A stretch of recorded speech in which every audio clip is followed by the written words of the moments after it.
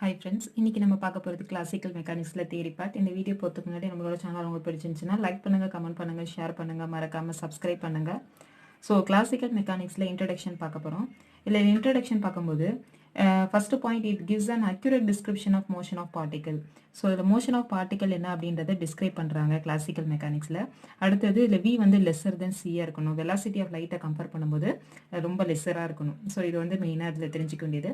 அப்புறம் decrease of freedom அப்படின்னு பார்க்கும்போது number of mutually independent variable required to define state or position. ஒரு state or பொசிஷனை define பண்ணுறதுக்கு எவ்வளோ நம்பர் ஆஃப் இண்டிபெண்டன்ட் வேரியபிள் நம்மளுக்கு தேவைப்படுதோ அதுதான் டிகிரிஸ் ஆஃப் ஃப்ரீடம். ஸோ இதை நம்ம இப்படி ரெப்ரசென்ட் பண்ணலாம் ஈக்குவேஷனில். இதில் வந்து n கன்ஸ்டன்ட்டுக்குள்ளே தான் CI, இது வந்து இண்டிபெண்டன்ட் வேரியபிள்னு சொல்கிறாங்க. The position of ideal mass point in space வந்து can be defined completely by three Cartesian coordinates x, y, z. It is said to have 3 degrees of freedom.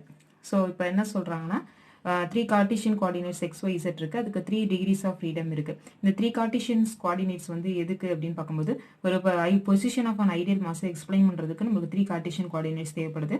So அதுக்கு வந்து மொத்தம் 3 decrease of freedom அப்படின்னு சொல்லிட்டு சொல்கிறாங்க. அதுக்கப்புறம் இதில் மொத்தம் 6 கோஆர்டினேட்ஸ் இருக்குது. இதில் 6 டிகிரிஸ் ஆஃப் ஃப்ரீடம் வரும். இப்போ நம்ம ரிஜிட் பாடிலாம் எடுத்துக்கிட்டோம் அப்படின்னா 6 டிகிரிஸ் ஆஃப் ஃப்ரீடம் வந்து நம்மளுக்கு தேவைப்படும். இல்லை 2 பாயிண்டாக இருந்துச்சு அப்படின்னா நம்மளுக்கு மொத்தம் 6 கோஆர்டினேட்ஸ் தேவைப்படும். இப்போ ஒரு ஐடியல் மாஸ் பாயிண்ட் எடுத்துக்கிட்டோம்னா 3 கோஆர்டினேட்ஸ் சொல்கிறாங்க. 2 பாயிண்ட்ஸ் ரெக்வயர் அட்லீஸ்ட் 6 கோஆர்டினேட்ஸ் ஆகுது நம்மளுக்கு தேவைப்படுது. அதாவது 6 டிகிரிஸ் ஆஃப் ஃப்ரீடம் ஆகுது தேவைப்படுது அப்படின்னு சொல்கிறாங்க. Suppose system of particle n இருக்குது அப்படின்னு பார்க்கும்போது டிகிரிஸ் ஆஃப் ஃப்ரீடம் என்ன இருக்கும் அப்படின்னா 3n இருக்கும். ஸோ இது ஃபார்முலாஸ் இதை வச்சு நம்ம கால்குலேட் பண்ணிக்கலாம். அப்புறம் கன்சர்வேஷன் லாஸ் அப்படின்னு பார்க்கும்போது law of conservation of linear momentum இருக்குது, ஆங்குலர் மொமெண்டம் இருக்குது, எனர்ஜி இருக்குது. ஸோ இதெல்லாமே நம்மளுக்கு இம்பார்ட்டன்ட். ஸோ இதில் எக்ஸ்டர்னல் ஃபோர்ஸ் செட்டாக இருக்குது. ஸோ இதில் எது கான்ஸ்டண்ட்டாக இருக்கும், எது ஜீரோவாக இருக்கும் அப்படின்னு சொல்லிட்டு நான் எழுதியிருக்கேன். இந்த பார்ட் எல்லாமே நம்ம நல்லா பார்த்துக்கணும். கான்ஸ்ட்ரெயின் அப்படின்னு பார்த்தீங்கன்னா the motion of system of particle limited by geometrical condition. அதுதான் வந்து என்ன சொல்கிறாங்க, ரெஸ்ட்ரிக்ஷன் இருக்கிறது வந்து கான்ஸ்ட்ரெயின் சொல்கிறாங்க.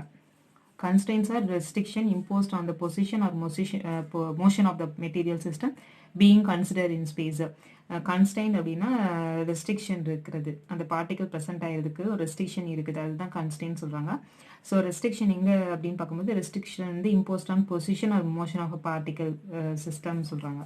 ஸோ கன்ஸ்ட்ரெயின்னாலே ரெஸ்ட்ரிக்ஷன், அதை நல்லா ஞாபகம்.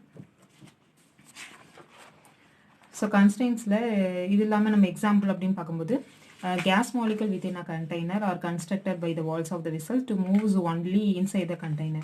ஸோ நம்ம கேஸ் மாலிகுல் எடுத்துட்டோம்னா இன்சைட் த கண்டெய்னருக்குள்ள என்ன ஆகும்னா மாலிகுல்ஸ் எல்லாமே மூவ் ஆகுது, ரெஸ்ட்ரிக்ஷன் இருக்குது. அதுக்கப்புறம் motion of rigid body is always such that the distance between any 2 particles remains unchanged. So rigid எடுத்துக்கிட்டோம்னா டிஸ்டன்ஸ் பிட்வீன் 2 பார்ட்டிகல்ஸ் வந்து ரிமைன் ஃபிக்ஸடாக இருக்கும். இது ஒரு ரெஸ்ட்ரிக்ஷன் உள்ளது.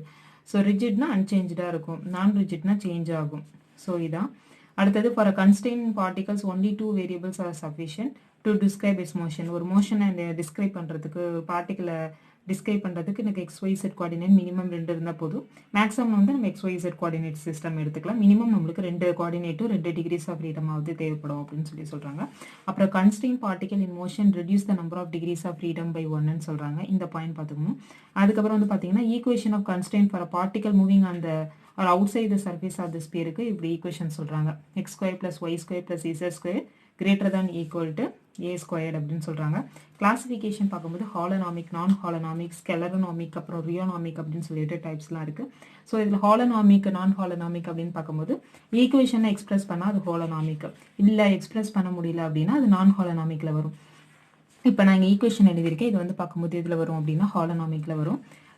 இதை எக்ஸ்பிரஸ் பண்ண முடியல அப்படின்னா அது நான் ஹாலனாமிக்கில் வரும். இப்போ நம்ம ஹாலனாமிக், நான் ஹாலனாமிக் உள்ளதில் எக்ஸாம்பிள் வந்து பார்க்கலாம்.